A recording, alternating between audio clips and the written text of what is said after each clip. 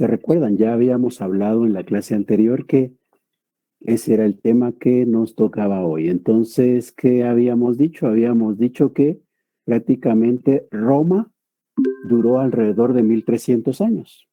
Y 1300 años es una cantidad de tiempo bastante enorme. Sin embargo, Roma no fue siempre la misma. Roma tuvo diferencias de una etapa a otra etapa. Y entonces, esas diferencias, ¿en dónde las podemos notar? Esas diferencias las podemos notar fundamentalmente en el ámbito político, en cómo se organizó políticamente Roma. Normalmente la organización política responde obviamente a lo que ocurre en la economía, a lo que ocurre en la sociedad. Y eso es lo que hace que cambie políticamente Roma. Y ese cambio político es el que induce a que se dé, por ejemplo, eh, una diferente fuente de derecho. Entonces les voy a compartir ahorita un video para conocer la primera etapa que se conoce como la monarquía. La segunda se conoce como la república y la tercera como el imperio. Hoy vamos a hablar de la monarquía. Entonces, si alguien tiene alguna duda, algún comentario. No, Lic. No, licenciado.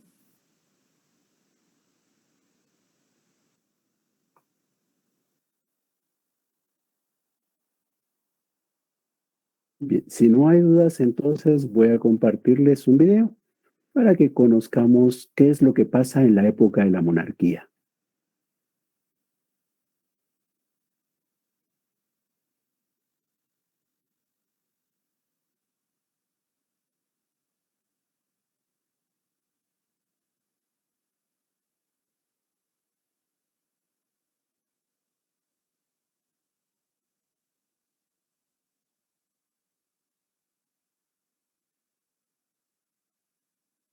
Bienvenidos. Hoy vamos a hablar de la monarquía, la primera etapa en la periodización del desarrollo de Roma.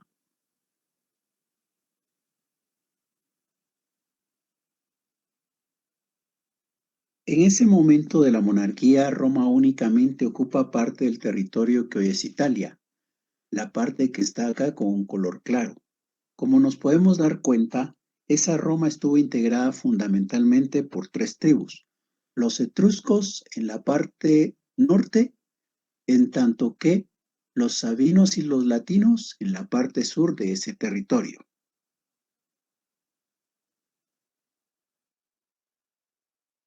En cuanto a la fundación de Roma, existe una leyenda, pero eso es solamente una leyenda, una explicación creada por los romanos para dar a conocer cómo se da la fundación de Roma. Según el héroe troyano Eneas, tiene un hijo, Ascanio, quien se encarga de fundar una ciudad, Almolonga. El cargo de rey en esa ciudad es hereditario y llega un momento en el cual hay dos hermanos, en donde hay uno, el primogénito, ocupando el cargo de rey, en tanto que el segundo no lo puede ocupar. El segundo está interesado en ser rey, entonces lo que hace es destronar al hermano, pero él sabe que al destronar al hermano, quien debe suceder es el primogénito del hermano, el hijo que pueda tener el hermano. Este hermano no tiene hijos varones, solamente tiene una hija. Si esta hija llega a tener un hijo, ese nieto del rey sería el que ocupa el trono. Entonces viene este hermano y para evitar que la hija tenga descendencia, la ingresa a una actividad religiosa en donde se exige la virginidad. Sin embargo, hay un dios mitológico que se encarga de hacer que esta hija tenga descendencia. Va a tener dos hijos, Rómulo y Remo. La madre, tratando de protegerlos para que no vayan a ser asesinados por su tío, los coloca en un cesto, luego en un río. Este cesto queda atrapado en las piedras. Los bebés son rescatados por una loba, quien los amamanta. Después es una familia campesina quien se hace cargo de cuidar a los niños. Como es leyenda, de igual manera no se sabe cómo, Rómulo y Remo llegan a conocer su origen, regresan a la tierra en donde nacieron, ocupan el trono, pero en su momento deciden fundar una ciudad allá donde fueron rescatados. Cuando regresan a ese territorio en donde se va a fundar Roma, están los dos hermanos discutiendo sobre dónde debe fundarse esa nueva ciudad. Y en esa discusión toman en consideración dos posibles montes para poder ubicarla y van a elegir aquel en donde puedan pasar más aves. En esa discusión, en esa apuesta, gana Rómulo, quien define cuál será el territorio de la nueva ciudad y amenaza con que aquel que cruce ese territorio será muerto. Remo decide atravesar la línea definida por Rómulo, lo que hace que Rómulo cumpla su promesa, mata a su hermano, quedando así solamente Rómulo como el rey fundador de Roma. Esa leyenda que se representa en este monumento lo podemos encontrar en varios lugares del mundo. Acá en Guatemala, por ejemplo, también tenemos este monumento cerca de la Municipalidad de Guatemala, desde 1961. Han existido ocasiones en que se quiere mover este monumento y eso ha traído como consecuencia algunos problemas de carácter diplomático.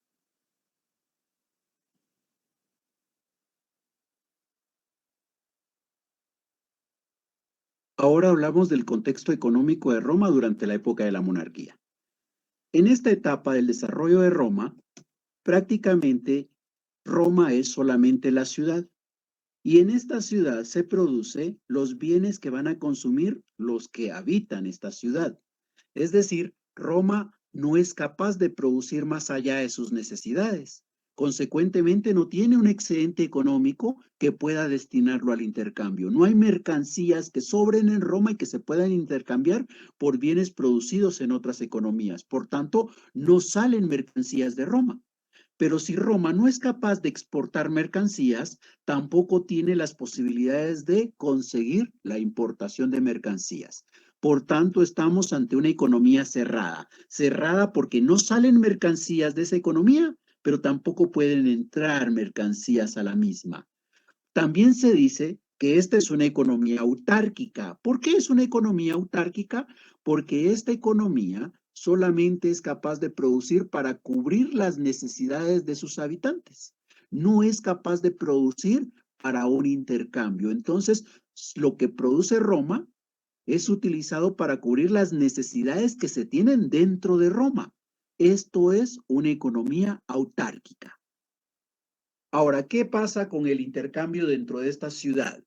Para intercambiar mercancías en esta ciudad se utilizó como equivalente general las cabezas de ganado. Eso quiere decir que aquel que tenía cabezas de ganado podía conseguir cualquiera de las demás mercancías que se generaban dentro de esa economía. Todos estaban interesados en tener cabezas de ganado, porque esto permitía obtener los satisfactores necesarios. Con el paso del tiempo, van a empezar a surgir las primeras monedas. Durante el reinado de Servio Tulio, supuestamente aparecen las primeras monedas elaboradas en cobre. Estas primeras monedas tienen en un lado la cara del dios Juno. Este dios tiene dos rostros, uno viendo hacia la izquierda y otro hacia la derecha, que representa uno viendo al pasado y otro viendo al futuro, porque esto nos muestra el cambio de año. En el otro lado de la moneda teníamos una pequeña embarcación.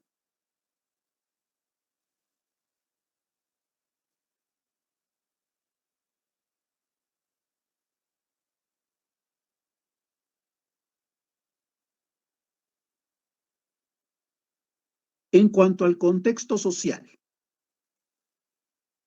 durante los primeros años de la monarquía, la base estuvo en la gens, donde una gens es una comunidad gentilicia, es decir, una agrupación de personas que tienen vínculos de sangre entre sí. La comunidad gentilicia era lo más importante en ese momento. Y estas comunidades gentilicias derivan de aquellas tribus que hemos mencionado antes, de las tribus etruscas, ladinas y sabinas. Estas comunidades gentilicias tenían independencia incluso del poder del Estado. Estas comunidades podían declararse la guerra unas a otras sin la intervención del Estado de Roma. Con el paso del tiempo va a aparecer la figura de la familia. La familia va a tener como responsable a un pater familias. El pater familias es el único sujeto pleno de derecho. Este pater familias es el único que puede ejercer el derecho de propiedad. El pater familias tiene como integrantes de su familia a todas las personas que dependen de él, a todas las personas que están sometidas a su poder. En esta familia lo que cuentan son las relaciones de poder, no los vínculos consanguíneos. Estas familias son las que van a dar lugar a la conformación de los patricios. Los patricios es un grupo social que se supone surge desde la época de Rómulo, cuando vino este rey y decidió dividir a los habitantes de ese territorio. En un grupo colocó a todas aquellas personas que parecían fuertes para ir a la guerra, que seguramente podrían lograr el éxito en esa batalla. A estas personas, Rómulo los calificó como ciudadanos romanos.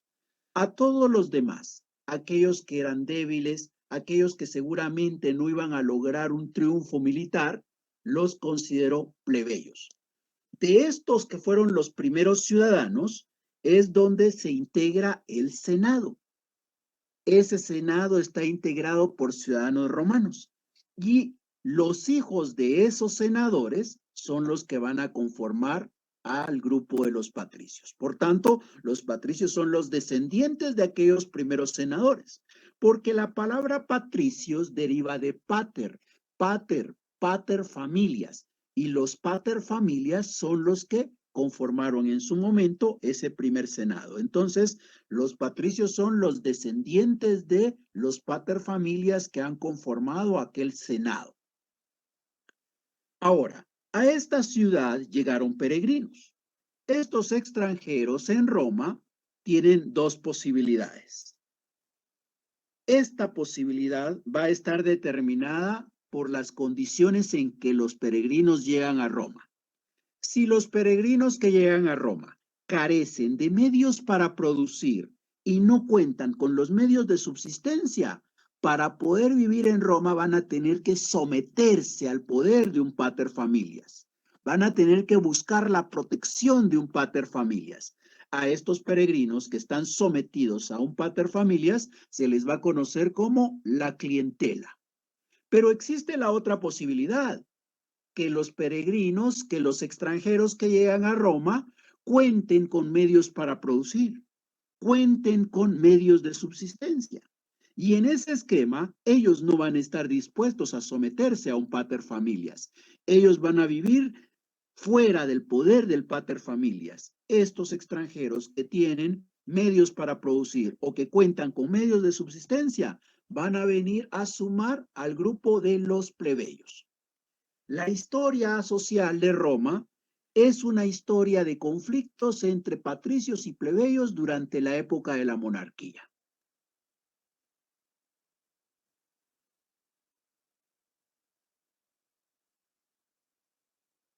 Contexto político.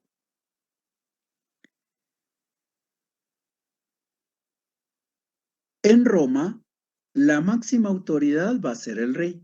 El primer rey de Roma fue Rómulo. A Rómulo se le debe dos elementos importantes en la conformación de Roma. Primero, la instauración de la propiedad privada y segundo, la conformación del primer senado. Este primer senado, inicialmente integrado por 30 personas y después, siempre durante Rómulo, llegó a estar conformado por 100 personas. Ahora, después de Rómulo, era necesario tener otro rey. A la muerte de Rómulo, se decide que el cargo de rey es por elección. Entonces, hay que hacer una elección. El Senado va a crear las condiciones para que en asamblea popular los ciudadanos romanos elijan a su nuevo rey. Entonces, el cargo de rey va a ser por elección y vitalicio. Eligen como rey a Numa Pompilio. ¿Qué se reconoce en Numa Pompilio? En Numa Pompilio se tiene una tendencia a promover las actividades religiosas.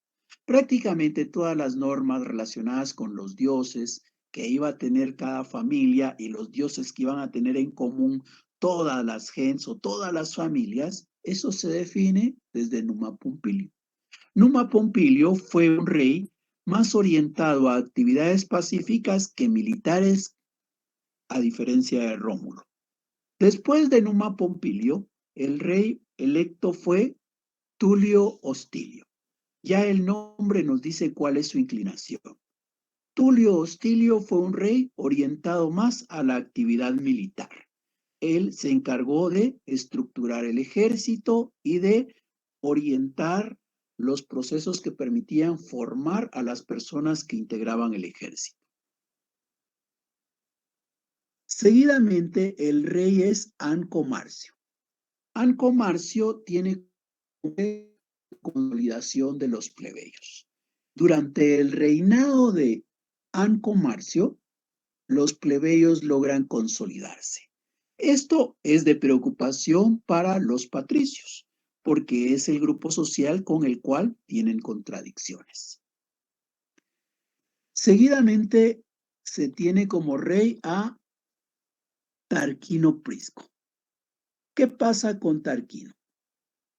A Tarquino se le debe otra vez actividades militares y la construcción de obras. También amplió el Senado a 300 integrantes. Luego tenemos a Servio Tulio. Servio Tulio es el rey que más cambios introdujo en Roma. Servio Tulio tenía un origen plebeyo y eso hace que, de alguna manera, cuando toma sus decisiones, estas sean favorables para los plebeyos o para los grupos desposeídos.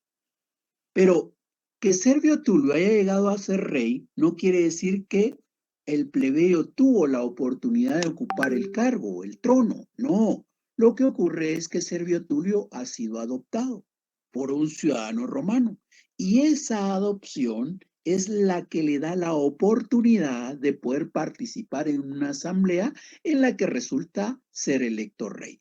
Entonces, si bien su origen es plebeyo, él participa en la asamblea en la calidad de ciudadano romano, es decir, como un patricio. Ahora, Servio Tulio, como decíamos, ¿qué medidas toma? Primero, continúan las actividades militares, pero también se dedica a la construcción de grandes obras. Algo importante acá es que para construir grandes obras se necesita de recursos para el Estado. ¿Y de qué manera se agencia Servio Tulio de recursos para el Estado? Servio Tulio lo que hace es el primer censo para Roma, pero el censo no iba orientado a determinar realmente solamente cuántos ciudadanos hay en Roma. El censo lo que buscaba era registrar a quiénes eran los ciudadanos, cómo estaban integradas las familias y qué riqueza tenía cada una de estas o cada uno de los paterfamilias que dirigían estas. ¿Para qué se preocupó Servio Tulio en conocer la riqueza que cada paterfamilias tenía? Porque resulta que en función de la riqueza que cada uno de estos ciudadanos tenía, es que iba a hacer su aporte al Estado. El que más riqueza tenía, más iba a aportar al Estado. Igual iba a ser en la actividad militar. El aporte de hombres para la guerra estaba en función de la riqueza que se tuviera. Medidas como estas preocuparon a aquellos grupos sociales con bastantes recursos en Roma, porque podría interpretarse que Servio Tulio se estaba inclinando a favorecer a los plebeyos o a los grupos poco afortunados económicamente.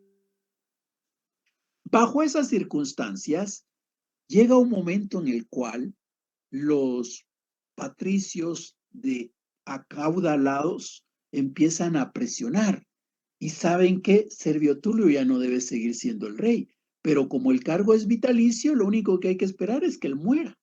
entonces ellos van a contribuir a que este suceso se dé pronto. Servio Tulio es asesinado. Y luego se elige como rey a Tarquino el Soberbio.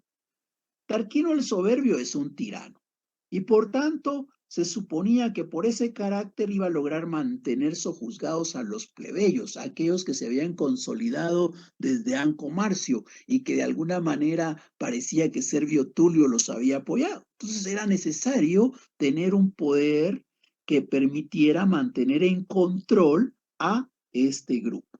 Sin embargo, ser tirano, si bien es cierto, podía implicar ese carácter, también contribuyó a que se hiciera un desorden en Roma. Llega un momento en el cual se supone el hijo de este rey viola a una mujer de una familia muy importante de los patricios y eso hace que entonces haya un conflicto mayor.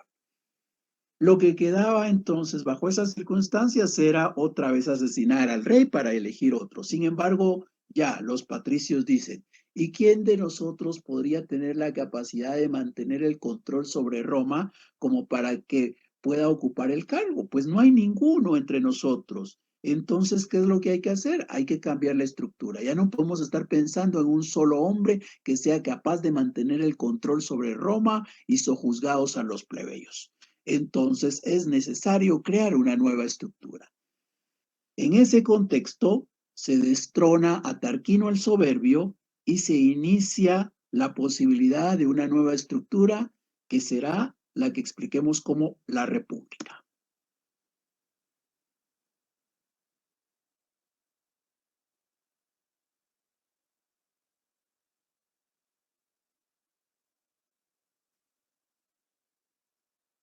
En cuanto a las fuentes del derecho durante la monarquía, ¿de dónde surgía, de dónde brotaban los derechos y obligaciones en la época de la monarquía? En la época de la monarquía, la fuente de derecho reconocida es la costumbre, mores maiorum. La costumbre es la fuente de derecho. Eso quiere decir que estamos en una época en la que lo que prevalece es el derecho no escrito, el jus non scriptum. Ahora, ¿esa costumbre cómo se forma? ¿Qué elementos tiene? La costumbre tiene dos elementos. Primero está la reiteración de conducta por parte de los individuos. Los individuos están repitiendo una conducta a tal punto que llega un momento en que nace en ellos un sentimiento. Ese es el segundo elemento. Nace el sentimiento de querer comportarse de la manera en que lo han hecho antes. Cuando nace ese sentimiento, cuando nace la convicción de que la práctica es jurídicamente obligatoria, estamos ante la costumbre. Entonces, hablar de que la costumbre es una fuente de derecho implica dos elementos. Implica que dentro de los ciudadanos romanos hubo una reiteración de conductas y que esa reiteración de conductas hizo que en cada uno de ellos naciera el sentimiento de querer comportarse de esa manera. Cuando eso ocurre, estamos ante la costumbre. La costumbre es la fuente de derecho durante la época de la monarquía.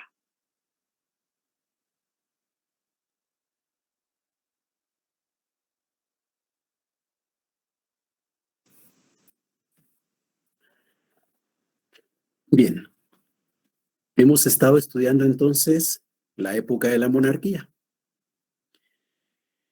¿Alguna duda, alguna inquietud con relación a esta primera etapa del desarrollo histórico de Roma? Por favor. Licenciado, yo le quería preguntar que si entonces lo de la historia de Rómulo y Rémulo, en donde la loba los amamanta, entonces sería falsa o no sería así la historia, solo quedaría como un mito. Sí, no podemos hablar de falso y verdadero, ¿verdad? Estamos hablando de que es una leyenda. Son como las leyendas que tenemos acá en Guatemala. Ustedes habrán escuchado leyendas como, por ejemplo, hay una leyenda sobre Pie de Lana. Ahora, ¿existió Pie de Lana? Sí existió, pero la verdad es que ha sido modificada, ¿verdad? Y eso da lugar a la leyenda. Igual podemos conocer de otras leyendas para Guatemala. Hay todo un libro de Miguel Ángel Asturias relacionado con leyendas de Guatemala, ¿verdad? Las leyendas tienen alguna parte que puede ser cierto, pero de ahí tienen muchos elementos que son ficticios, que son el resultado de la imaginación de las personas. Entonces, no creamos que de verdad Roma fue fundada por Rómulo y Remo, quienes fueron alimentados o amamantados inicialmente por una loba. O sea, que Rómulo fue el primer rey de Roma, eso sí es cierto, ahí no hay ningún cuestionamiento, ¿ya? Rómulo fue el primer rey de Roma, pero a eso también, como leyenda, encierra elementos que son ficticios.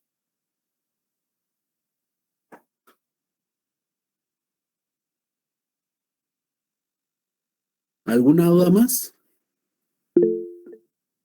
Sí, Marjorie.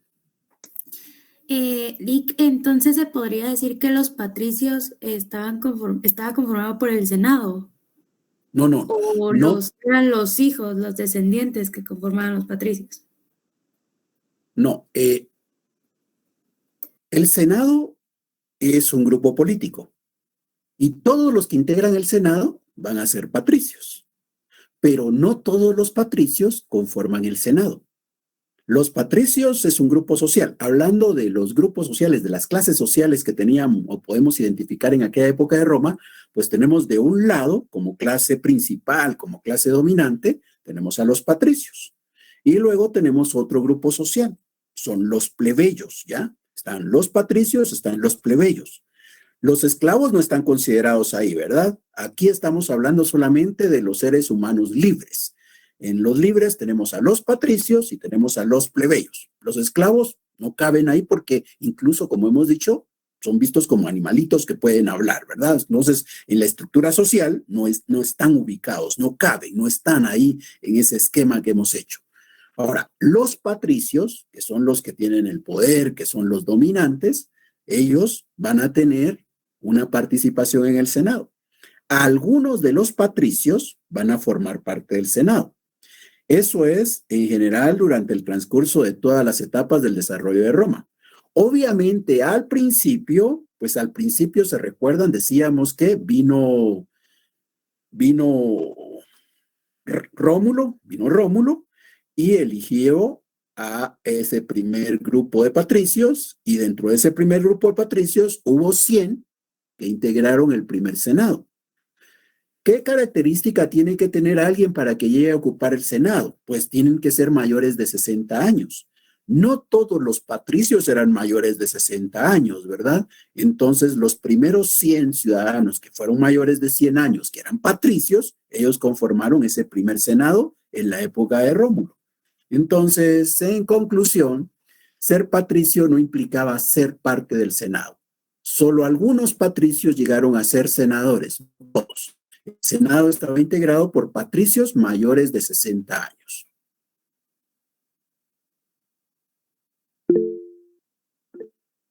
Pablo Roberto. Sí, licenciado, disculpe. Ahorita que usted dijo patricio me di cuenta, porque es que todo el tiempo estuve asumiendo que paterfamilias era lo mismo que el patricio, pero el No. patricio es el descendiente del paterfamilia, ¿cierto? ¿O estoy mal yo? Patricios son todos esos ciudadanos libres, ¿ya? Todos esos ciudadanos libres son patricios. Los hijos de esos ciudadanos libres son patricios. Los descendientes de todos esos ciudadanos libres son patricios. Entonces, el grupo de los patricios está integrado por personas libres, al final de cuentas, ¿verdad? No todos ellos son paterfamilias. Paterfamilia quiere decir jefe de familia, al final de cuentas. Entonces, digamos que hay una familia que está integrada por el padre, por 3 hijos, la esposa, las nueras, los nietos. Pues todos ellos son patricios, ¿verdad? Porque forman parte de ese grupo social dominante. Todos ellos son patricios. Pero solo el jefe de familia es uno. El paterfamilias es uno. Digamos, el ascendiente principal de esa familia es el paterfamilias, es el jefe de la familia. Todos los demás integrantes de la familia también son patricios, pero no son padres de familia, no son jefes de familia. Entonces, paterfamilias y patricios tampoco son sinónimos. No todos los no todos los patricios son paterfamilias. Pero al contrario, ¿verdad? Todos los paterfamilias van a ser patricios. Muchas gracias, licenciado. Disculpe la duda. No, a la orden, por favor. Cualquier duda es bueno plantearla. Pedro, por favor. Pedro Gustavo. Gracias, licenciado. Buenas tardes. Solo como usted mencionaba que al principio integraban 100 personas del Senado y que eran mayores de 60 años. Sí. ¿Ellos tenían alguna forma de sucederse en ese poder, por decirlo así, o era hasta que fallecían? ¿Y cómo eran relevados si en su momento alguien llegara a faltar? Ya. Los romanos usaban la elección como procedimiento, ¿ya? Entonces eran electos, salvo el primer senado, ¿verdad? El primer senado, estamos hablando de la época de la monarquía. En la época de la monarquía tenemos que la autoridad la ejerce el rey, y viene el rey, y el rey Rómulo, que es el creador del senado, vino y él prácticamente decidió quiénes iban a ser los primeros 100 que integraron ese senado. Después ya hubo procesos para elegir a quienes integrarían el Senado. No necesariamente estamos hablando de que se sucede como un cargo hereditario, ¿verdad? Ni siquiera el cargo de rey era hereditario. Como hemos dicho, hasta para ocupar el puesto de rey había que celebrar una asamblea y elegir a aquel que se le iba a dar esa posesión de rey. Y ese sí, era un cargo vitalicio. Cuando moría el rey, igual ocurría con los senadores, cuando morían, pues era necesario nombrar a uno nuevo, pero había que hacer procesos de selección, procesos de elección.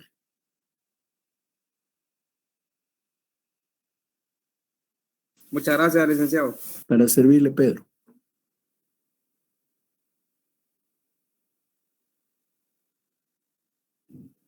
Bien. Si no hay dudas, solo vayamos generando una conclusión algunas conclusiones de lo que hemos estudiado. Ya hablamos de la familia, ya estudiamos cómo era la familia en Roma en ese primer momento. Ahora, una primer pregunta. ¿Cuál era, y esa es fácil de responder, ¿verdad? ¿Cuál era la fuente de derecho en esa época de la monarquía? Consuetudinario.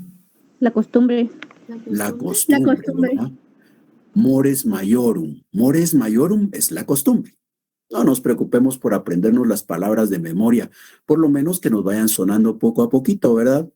No hay que preocuparse que, es que en el examen seguramente voy a tener que escribir mores maiorum y no se me queda cómo se escribe eso de mores todavía, pero maiorum a veces se me olvida. No, eso no es lo importante.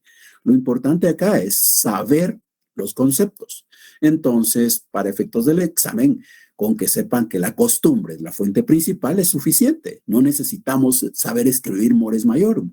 Igual, con saber que nos estamos refiriendo al derecho no escrito es suficiente. No quiere decir que tengo que aprender a escribir jus non scriptum. No, aquí no es un curso de latín, es un curso de derecho, ¿ya? Entonces lo importante es saber los conceptos, no saber las palabras en latín.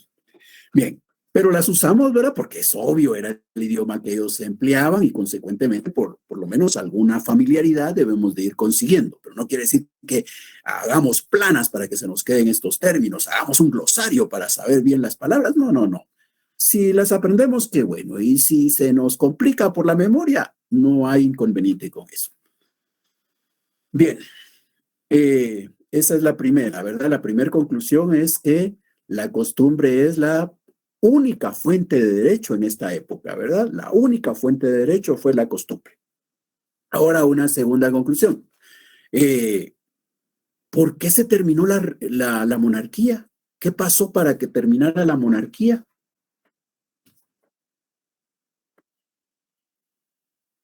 Decidieron que no era coherente que solo una persona se encargara del orden de todo el reinado, sino que debían ser varias personas las que se encargaran de eso. ¿Y por qué llegaron a esa conclusión? Sí, Evelyn.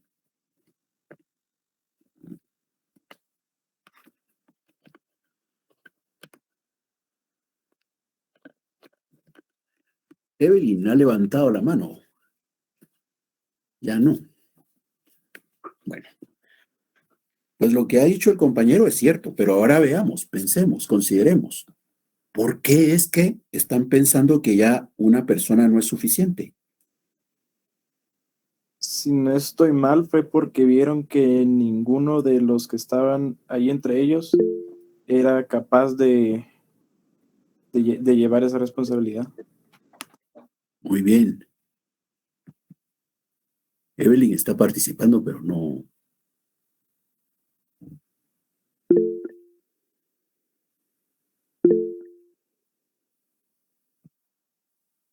Sí, sí, Pedro.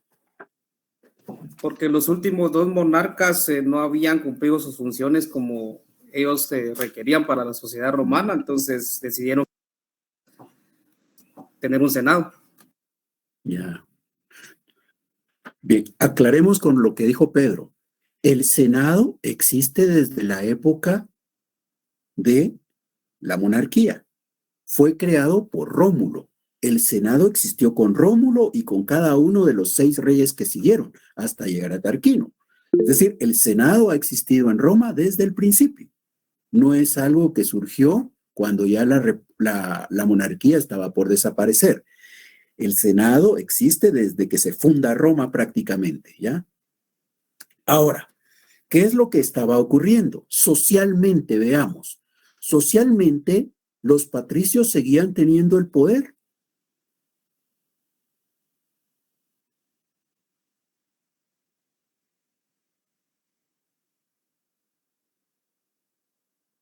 ¿Qué estaba pasando socialmente con el poder?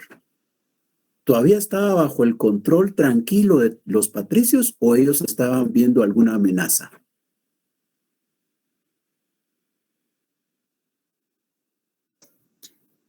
Ellos Sí, estaban recibiendo amenazas. Sí, ellos están viendo una amenaza. ¿Y quiénes son su amenaza? los plebeyos. Los plebeyos son su amenaza. Los patricios estaban contentos porque ellos tenían el control sobre toda Roma. Y así fue con la mayoría de los reyes, desde Rómulo. Pero cuando llega Servio Tulio, allí las cosas empiezan a cambiar, ¿verdad? Poco a poco, y no porque Servio Tulio las haga cambiar. Lo que está ocurriendo es que los plebeyos poco a poquito, empiezan a llegar a tener algún poder económico, empiezan a tener algún control sobre la sociedad. Y entonces, ya cuando llega Servio Tulio al reinado, pues resulta que los plebeyos ya son un grupo que está luchando por ser reconocidos. Porque el derecho, este derecho, ¿a quiénes está protegiendo? Está protegiendo únicamente a los patricios. Los plebeyos no tienen ninguna protección. El derecho se ha creado para favorecer a los patricios. Los plebeyos no tienen ningún reconocimiento. Como no tienen ningún reconocimiento, los plebeyos empiezan a organizarse y a luchar para que se les reconozca, para que se les proteja con el ius. Y por eso es que empiezan a darse algunos cambios. Y Servio Tulio lo que hace es de alguna manera evidenciar que efectivamente los plebeyos podían conseguir algo más.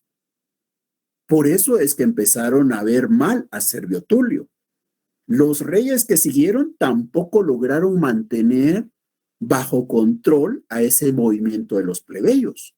Entonces es ahí cuando vienen y como consecuencia de esa crisis, dicen los patricios, definitivamente ya no podemos pensar que vamos a tener un rey que logre mantener el control sobre toda esta sociedad, que logre mantener el control de esa lucha que están iniciando los plebeyos. ¿Y cómo podemos mantener el control sobre los plebeyos si creemos que ya un solo ser humano, que uno solo de nosotros no lo puede lograr? Pues tenemos que buscar la manera de crear varias autoridades, varios órganos, varios elementos ahí, que entre todos en su conjunto mantengan el control.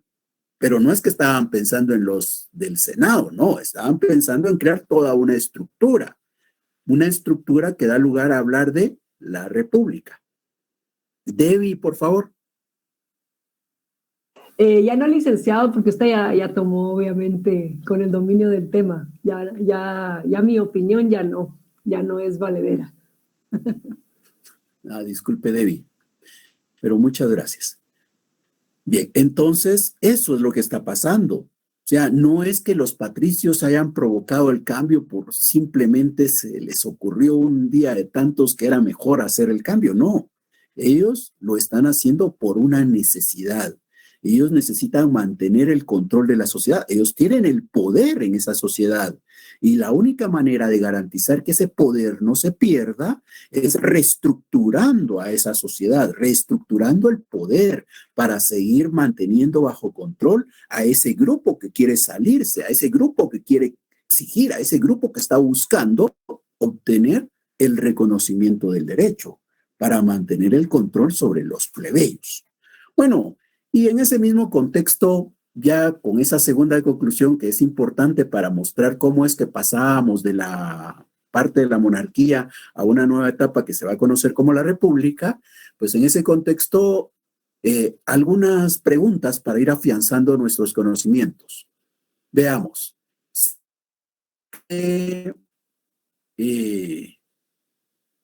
Yo digo que Zeus es un griego que viene a la ciudad de Roma. Ese griego resulta que se cansó de estar viviendo allá en Grecia y agarró todo su patrimonio, Él tiene mucha riqueza allá en Grecia. Agarró toda esa riqueza y se ha venido a vivir a la ciudad de Roma. Es un griego acaudalado, cansado de la vida de Grecia, que se traslada a la ciudad de Roma. Este griego acaudalado, ahora establecido en la ciudad de Roma, ¿a qué grupo social pertenece? Plebeyo. Plebeyo, ¿verdad? Ahora imaginémoslo, a ese mismo griego, pero ahora ya no es un griego acaudalado, es un griego que allá en Grecia no tenía los recursos suficientes, ¿verdad?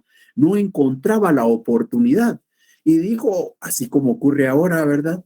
Yo voy a migrar, solo que aquí ahora vamos a migrar al norte en busca del sueño americano, ¿verdad? Pues aquel griego dijo también, aquí en Grecia me estoy muriendo de hambre, aquí no tengo ninguna oportunidad, yo voy a ir a la ciudad de Roma a ver qué consigo, de repente la suerte me sonríe. Y se fue en busca del sueño romano. Ese griego, ¿a qué grupo social pertenece? Peregrino.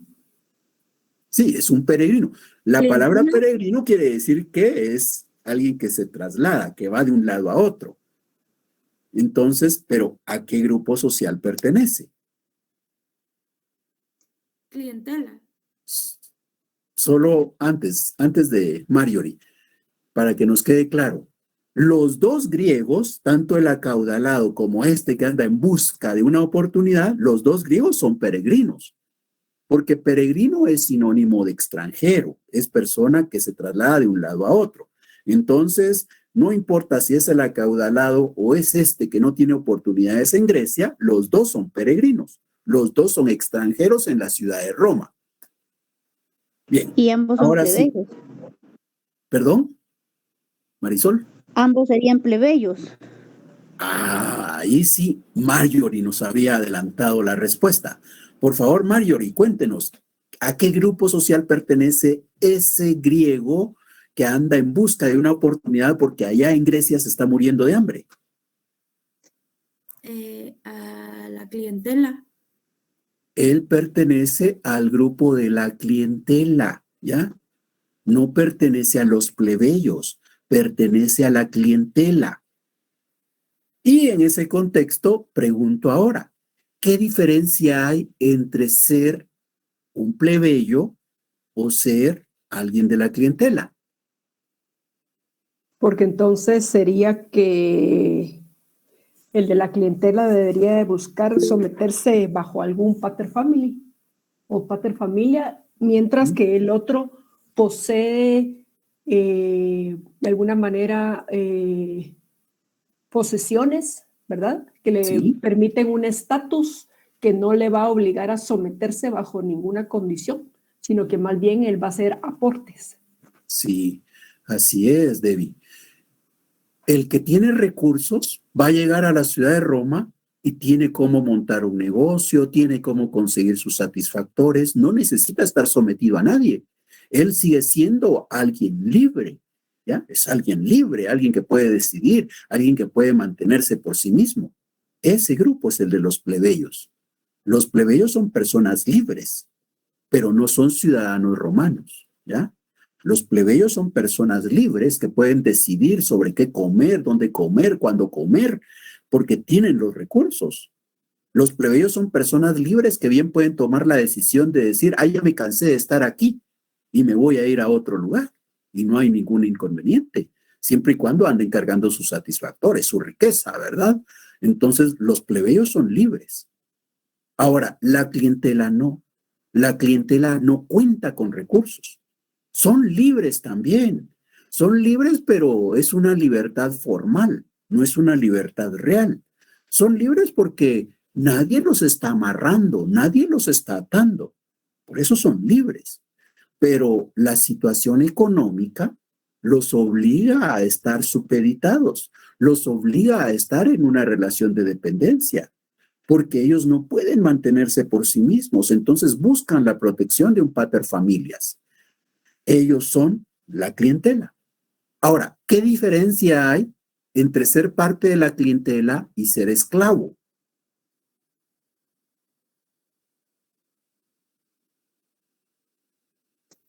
Los esclavos no existen, o sea, no los consideran como seres humanos. Muy En bien. cambio, a los otros sí. Sí, la clientela es reconocida como son personas libres. Lo único es que por su situación socioeconómica no pueden tener mucha incidencia y se someten, quedan bajo la protección de un paterfamilias. Los esclavos, como dice Mario ¿verdad? Jurídicamente no existen. Jurídicamente se les tiene como animalitos, como cosas parlantes, como cosas que pueden hablar, pero no son personas, ¿ya? La clientela son personas, los esclavos no son personas jurídicamente en aquella época. Sí, Debbie. Licenciado, tengo una pregunta. ¿Cuándo entonces se manifiesta el ser ciudadano romano? Para ser ciudadano romano hay que ser patricio. Solo los patricios pueden ser ciudadanos romanos. Entonces, aquellos, ¿se recuerdan que decíamos que vino Rómulo y dijo, ay, voy a conformar el ejército de Roma para seguir así, para comenzar a hacer la guerra, ¿verdad? Y viene Rómulo y va a escoger a los fuertes, a los más importantes para la guerra. Y a esos que eligió Rómulo los llamaron los patricios. Entonces, después alguno de esos señores pudo tener a alguien débil, a alguien que de repente fácilmente iba a morir en la guerra, ¿verdad? Pero ahí ya eso ya no contaba. Ahí ya lo que contaba era ser descendiente de aquel que en su momento Rómulo eligió para ser patricio.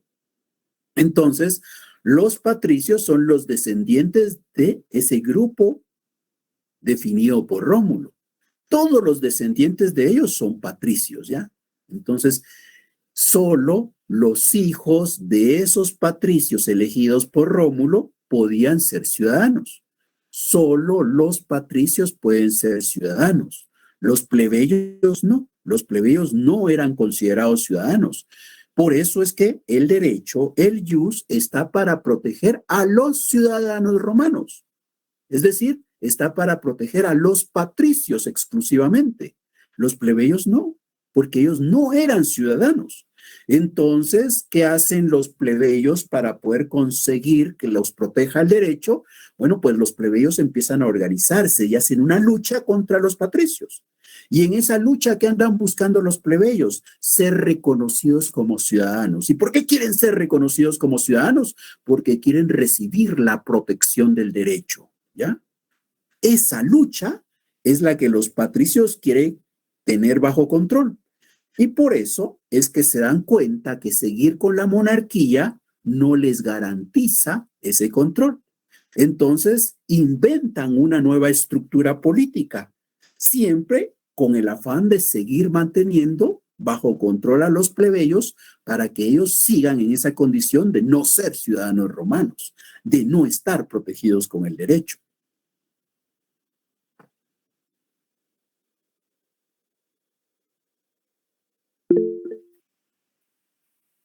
Sí, Debbie. Licenciado, de manera que entonces el plebeyo buscará de alguna manera, tras esos derechos, llegar a participar en las asambleas populares y a partir de ahí empezar a conseguir, valga la redundancia, ¿verdad? Derecho de derechos, ¿verdad? Sí, pero primero, para esa protección. pues por eso, primero su lucha, ¿cuál va a ser? Su lucha va a ser reconocido como ciudadano. Hacia eso va su lucha, a ser reconocido como ciudadano. Una vez logra ese reconocimiento, obviamente tiene la protección del derecho, ¿verdad? Porque el derecho fue creado para proteger a los ciudadanos. Entonces, nuestra lucha como plebeyos, ¿hacia qué debe orientarse? A ser reconocidos como ciudadanos. Hacia eso debemos de encaminarnos, a ser reconocidos como ciudadanos. Si logramos ese reconocimiento, automáticamente tendremos la protección del derecho. Esa es la lucha que van a hacer los plebeyos.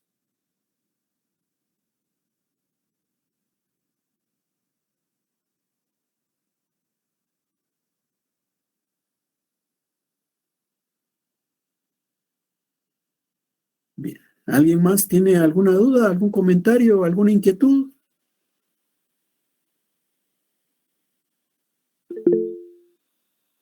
Marjorie. Perdón por tanta pregunta, Lick, pero tengo una duda. Entonces, de primero surgieron los paterfamilias, así se dice, creo, ¿no? Y Sí. después de eso, ya se fueron dando los patricios, que eran como los descendientes.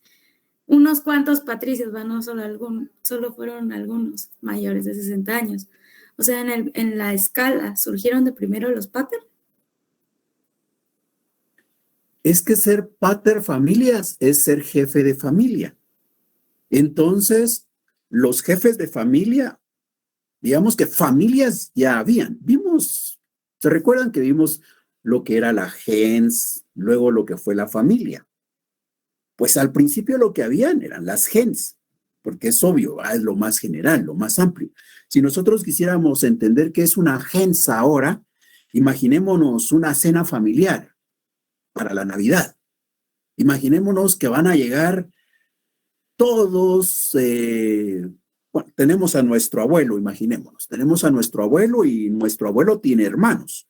Entonces va a estar nuestro abuelo, sus hermanos, los hijos de nuestro abuelo, es decir, mi papá, mis tíos, y también van a estar los hijos de los hermanos de los abuelos. Y cada uno de esos hijos con sus hijos y nos vamos a reunir todos. Va a ser una familia enorme, ¿verdad? Ahí vamos a conocer a todos nuestros primos, nuestros sobrinos, pues todos ahí seríamos una gens, ¿ya? Ahí estaríamos con nuestra gens. Nosotros somos parte de esa gens. Por ejemplo, coloquémosle un apellido.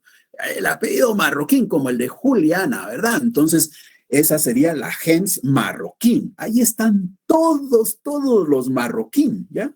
Ahí están todos. Bueno, pero ahora, si nosotros nos damos cuenta, pues nuestro abuelo representa a un grupo, ¿verdad? Y el hermano de nuestro abuelo, pues tiene otro conjunto de descendientes. Nosotros diríamos, ay, todos tenemos en común al bisabuelo, ¿verdad? Pero el bisabuelo ya murió. Ya, el bisabuelo murió. Entonces lo que tenemos es al abuelo y a sus hermanos ahí. El abuelo sería el pater familias, ¿ya? El abuelo sería el pater familias. Cada uno de los hermanos de ese abuelo nuestro sería un pater familias.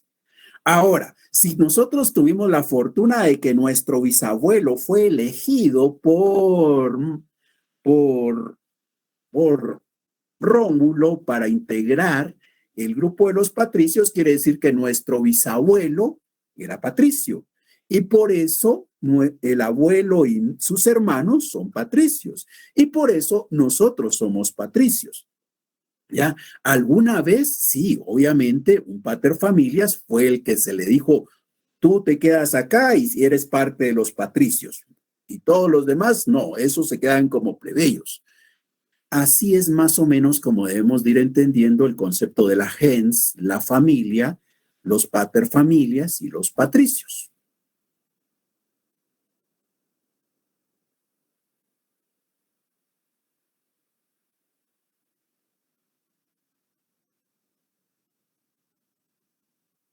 ¿Alguna duda?